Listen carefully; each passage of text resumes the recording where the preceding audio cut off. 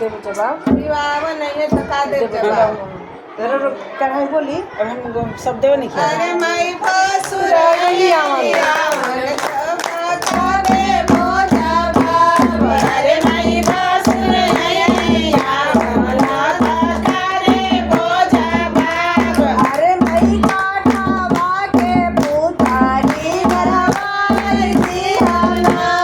अरे माई काठावा के तोरिया काढ़ा के रखियाना अरे माई गोलिया में झूठा मुका बैठाई दियाना अरे माई डोलिया में झूठा मुका बैठाई दियाना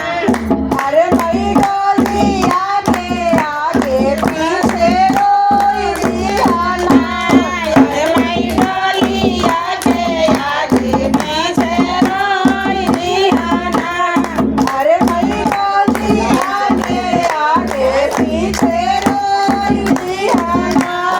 अरे माई डोलिया के आगे पीछे रोई दियाना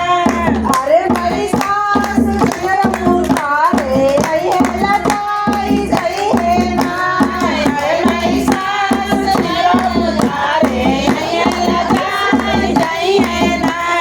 अरे माई सानी घर पुकारे अये लगाई जई है ना अरे माई सानी घर पुकारे अये लगाई जई है ना